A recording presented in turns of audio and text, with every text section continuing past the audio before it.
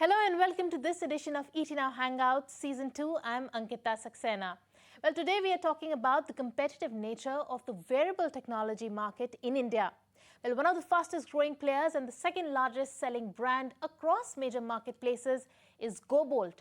Well, Goboult is made in India as 90% of the products that are being sold today are being manufactured in the country. But it has also ventured into headphones, true wireless stereo and speakers in the audio category.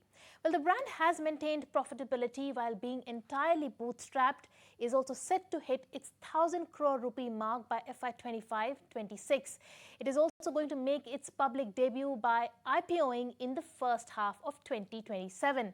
And today I'm in conversation with Varun Gupta, who's the co-founder of Goboult, about the company's growth roadmap ahead and how are they navigating through the extremely competitive nature of the wearable market. Hi Varun, thank you so much for taking the time out and joining us on ET Now. Hi. So Varun, Goboult is a consumer tech startup. Tell us more about the startup. How did you start your journey and what was the market gap and the market problem that you were trying to solve when you started out?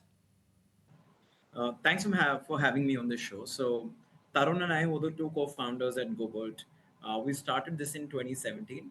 We were born, brought up in Delhi, and I was running a consulting firm where we used to work with a lot of audio players in the category. And I, being a musician by hobby, I used to play the guitar and do vocals for my school and college bands. There was a huge amount of interest in audio as a product category. I was an audiophile as well. So when we saw a huge gap in the market where all the brands were more supply centric and they were not focusing on e-commerce demand and they were not working on data in terms of the product price assortment, the product market fit, and all of that.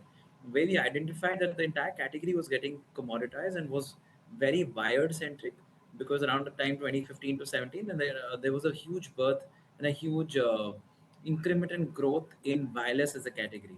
So we identified wireless audio, wireless headphones as a category and focused on design as a core element, and thus we built a design first, design centric brand, and that's what's worked for us till date. And today, lo and behold, we are the number one rated audio brand in the country. We're the second largest player in the audio category, third largest player in the wearable category. We're the only profitable and only bootstrapped firm in our category in the top five, and we're very proud and blessed to be in a space like this. Right. So talk to us about your business model, Varun. Do you design your own products? Do you build and manufacture also? It's pretty simple and easy. We do all the product design by ourselves in our headquarter office, which is where we design the products by ourselves. We have 3D printers, we have industrial designers. Once these designs are built, then we build the product molds. We do the product assembly and manufacturing in India. In fact, more than 99% products that we sell are manufactured in India, are assembled in India. And then we retail these products through primarily e-commerce marketplaces, and there is some penetration through D2C website and through the offline channel partners, including modern retail and traditional general trade retail channels as well. So, and because the major revenue comes from e-commerce marketplaces, because we started as a digital brand, uh, a lot of these platforms work with us on a B2B model, and they buy outright inventory from us. So, long story short, from design to manufacturing and assembly to retail and after service, everything is handled by us, and everything is done in house, apart from the retail channels, of course, for which we have partners. So that's pretty much about the business model. Right. So you're vertically integrated in that sense. And do you also manufacture yourself in India? Yes. So to some extent, so 25% of the manufacturing that we do is done in house, and the remaining 75% is outsourced to contract manufacturing partners. So, Varun, in the homegrown market, you have pairs like Boat, there's Noise, and a really strong competition that comes from international brands like an Apple in the wearable tech space. How are you navigating through this competition, and what's your USP? What are your moats? So we definitely do not look at competition negatively. We enjoy competition. And in fact, competition is what something that pushes us to do better and keeps us on our toes.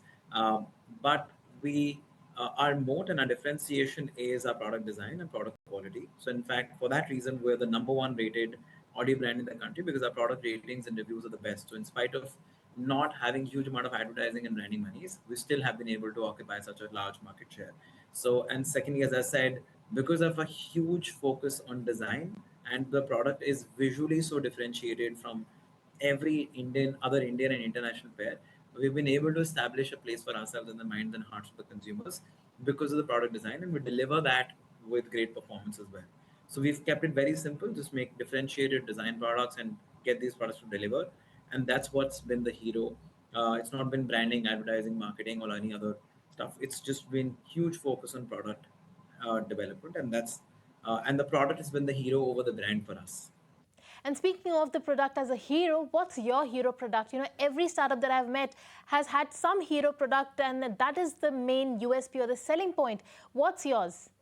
So off late, we partnered with the legendary Ford Mustang, the automobile, the car company, and in about last 15 to 18 months, we've launched some products like the Goboult Mustang Talk, the Mustang Thunder, and these products have been just they've sort of hit the ball out of the park. People have gone, uh, they're raging and raving about, not raging, sorry, raving about the products and its the quality, the design, and the technical performance as well. So that series has helped us increase our ASPs. We've been focusing on premiumization, and we've been able to deliver completely differentiated product that's been delivering top quality performance. So that's my personal favorite, and even for our consumers and fans, that's been a huge fan favorite for us. Right. Varun, so you said that you were planning to go public next year, which is 2027. You have a revenue benchmark of 1,000 crore rupees in FY 25-26. Are you on track for that? And do we see an early IPO in the first half of 2027?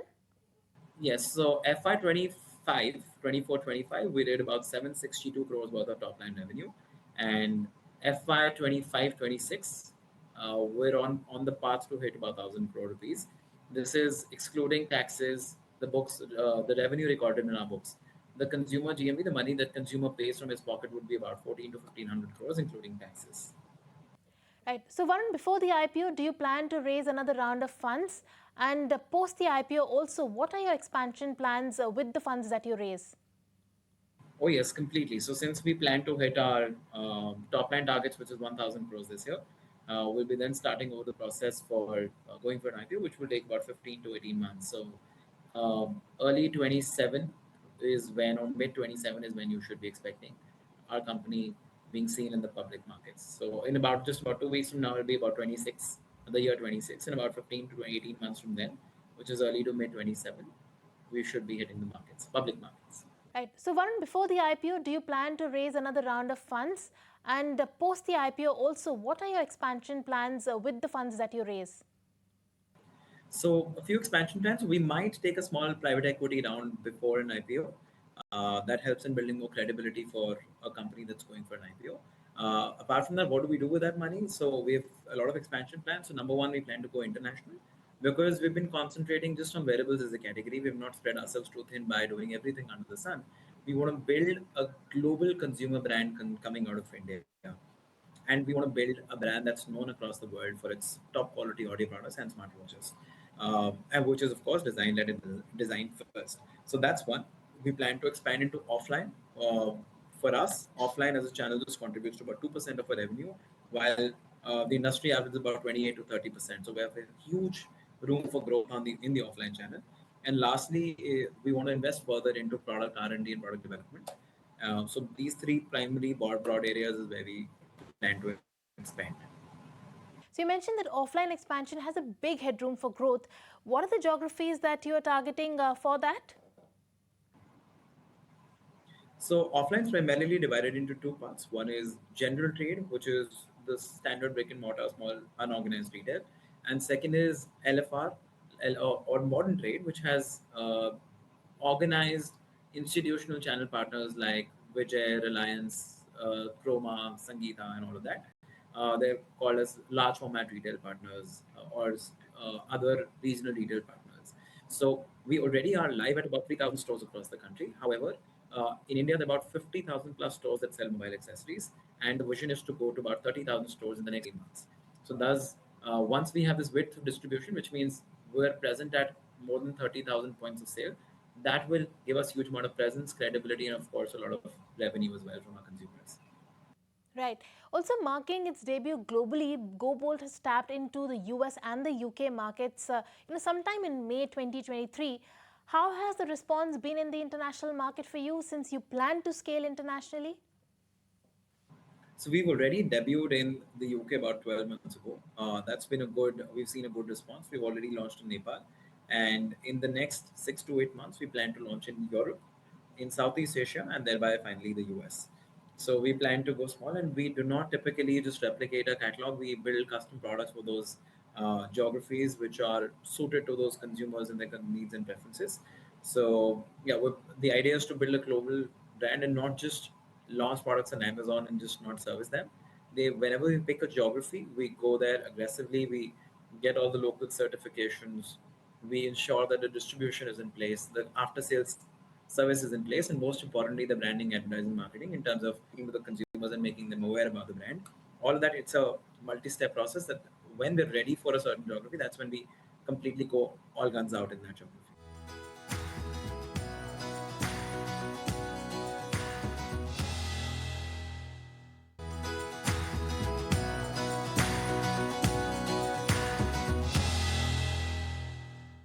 Also, you have positioned yourself as a mass tech or a mass premium brand. Your price points are on an average about 10% higher. What is your pricing strategy there? Because India is an extremely price sensitive market. So it's very simple. We are a bootstrap firm. We're profitable, and we want to build a financially sustainable business. The idea is not to hunt for huge amount of growth in top line and focus and lose focus on bottom line. So what we do is we are hugely focused on unit economics. And in terms of consumer pricing strategy, we ensure that we do not down price our product. We do not keep on focusing on how to get further revenues and market share by decreasing our prices.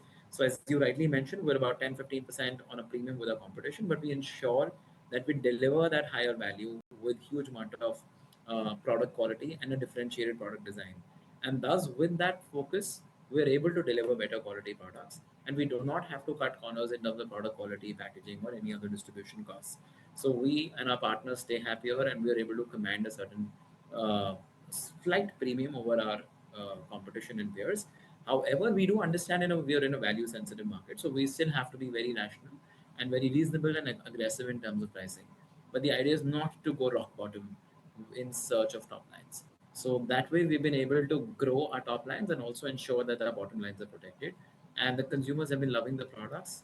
And just to give you some benchmark pricing, our true wireless headphones are at an average selling price of about 1,200 rupees. Our smartwatches are at an ASP of 1,500 rupees, and our over-ear headphones are an ASP of 1,800 to 2,000 rupees.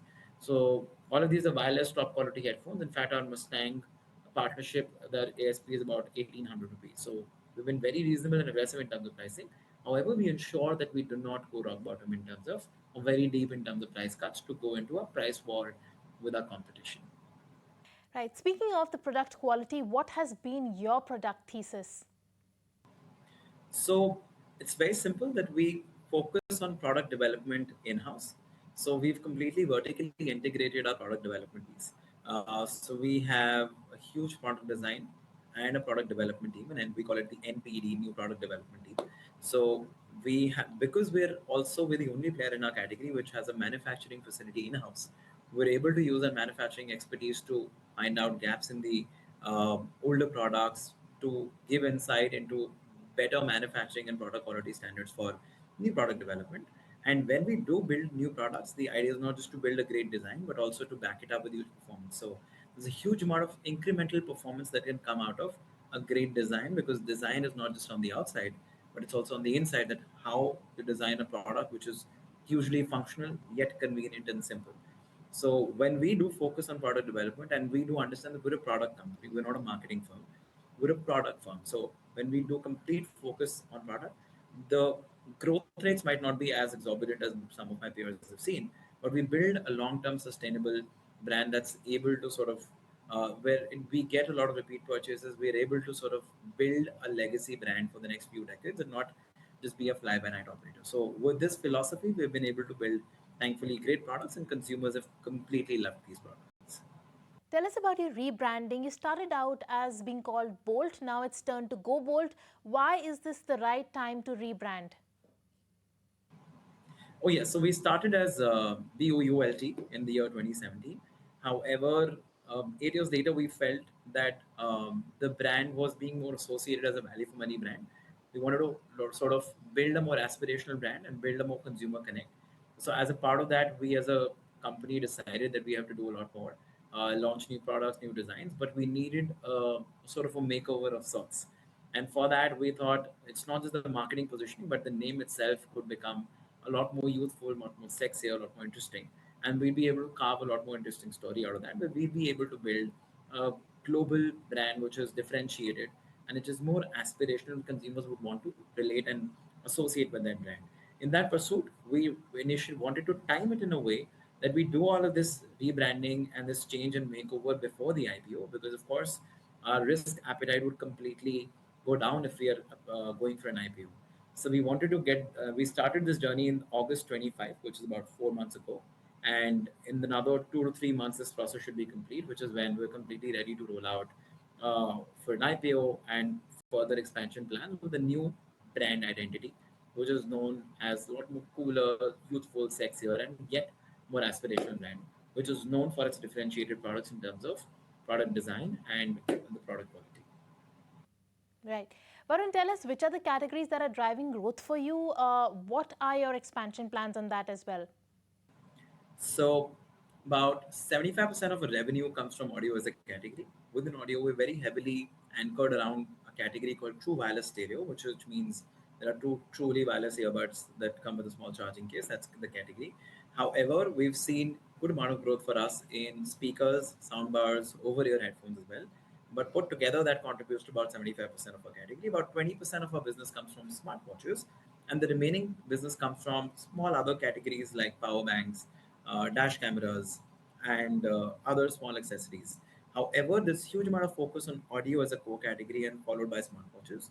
So in the near future, we do not intend to go into multiple categories and be spread too thin. We want to focus on limited categories and we want to grow these categories and go very deep in terms of product design and product quality and build a global brand rather than trying to uh, label, private label, or import other products and just become a cross category mobile accessories or a computer peripherals player. That is not the intention. The idea is to be renowned globally as a great audio or a wearables player. That's what our vision is.